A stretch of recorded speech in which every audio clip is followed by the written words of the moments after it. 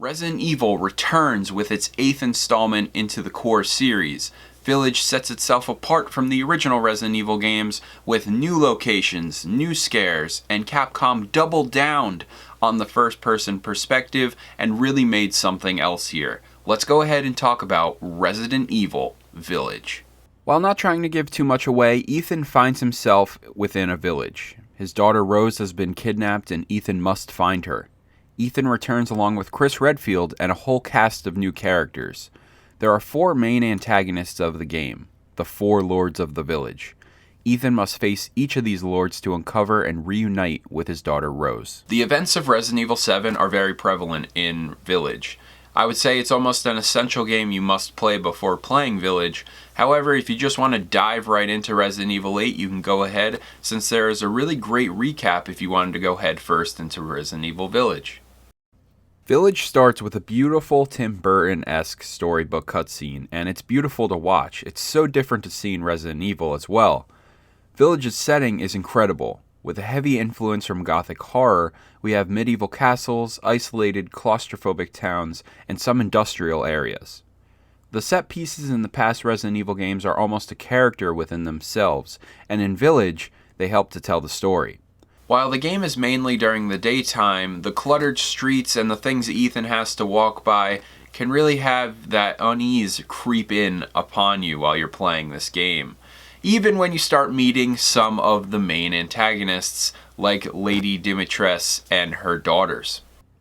As for the gameplay, after a couple years away from Resident Evil 7, Capcom returned to the over-the-shoulder perspective in the incredible Resident Evil 2 remake and last year's Resident Evil 3 remake. With Ethan returning, he's become more adept at moving around and defending himself thanks to some military training he's received. Resident Evil 8 feels like a perfect combination of Resident Evil 4 and Resident Evil 7. The gunplay and action are toned up compared to Resident Evil 7, so it tries to create a healthy balance between the really intense Resident Evil 7 and the more action-oriented games like Resident Evil 4.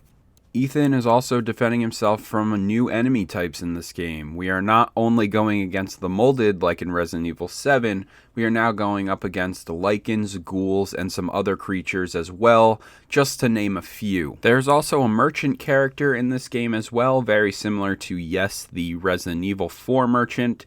However, this character's name is the Duke. He's a very similar but mysterious character, and he helps Ethan on his journey while selling goods to him and giving him some choice advice. The storage system also is very similar to Resident Evil 4. Ethan has a suitcase full of supplies, and you can manipulate, move, and upgrade all of the items throughout the game.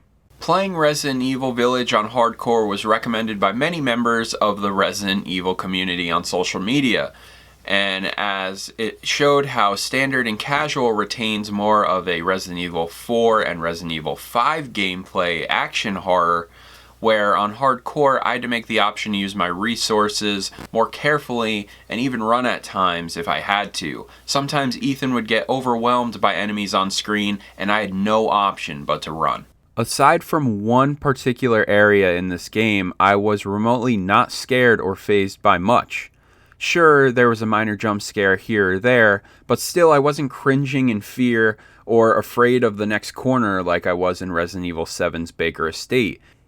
Lastly, just like Resident Evil 4, ironically, I found the final location of Village pretty underwhelming, and where the story can get a bit shifty, as the only part of the game I felt like I was really taken out of the story. With all the stuff that was going on in front of me, it just seemed like a stretch and was weird for Resident Evil. Hardcore was a welcome challenge, and I really enjoyed using this difficulty in my first playthrough for Resident Evil Village. It was fun, it was difficult, but it was just right. However, the enormous spike at the end of the game, precisely at the final boss, was absolutely brutal. I spent maybe 2.5 to maybe 3 hours just trying different tactics to beat the final boss, and I almost thought I wasn't going to be able to beat the game. And I also saw other people online having the exact same issue. In conclusion, Resident Evil Village is another welcomed addition to the Resident Evil series. I'm so happy to see the series is still on the up and up, especially after the very lackluster Resident Evil 3 remake dropped last year. It's fantastic to see Capcom double down on its first-person point of view from Resident Evil 7 and implement some gameplay mechanics from past Resident Evil games. While this game embraces the weirder side of Resident Evil and moves forward in a new story direction, the shift in horror is noted. Apparently, Capcom had to adjust the setting and tension of Resident Evil 8 because there were many players not completing Resident Evil 7 due to the intense nature of the game. I think Village exceeds in delivering one of the series' truly horrifying moments that shook me to the core, but aside from that moment and area, I again was largely unfazed. Capcom produced yet another fantastic Resident Evil experience. While I do think last year Resident Evil 3 Remake was quite a disappointment, I think Resident Evil 8 is one of the series' best.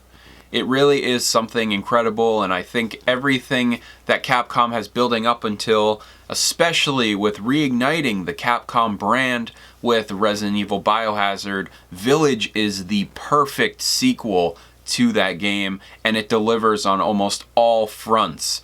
While I do have a couple nitpicks, and I do think some of the story gets a little weird, more so the locations, I found that Village was exceptional and probably one of the best Resident Evil games, so it's great to see Capcom still making awesome video games, and you could just tell how much love and care went into Resident Evil Village. I'm so happy that we got a really good secondary FPS Resident Evil game.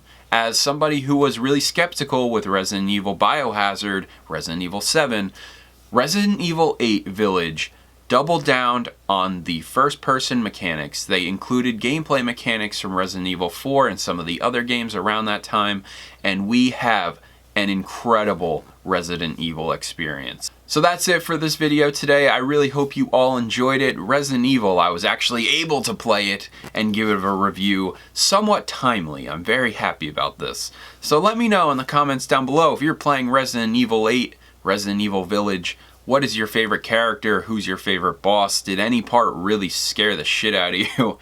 Let me know in the comments down below. As always, my name is Brandon, and I will see you all next time.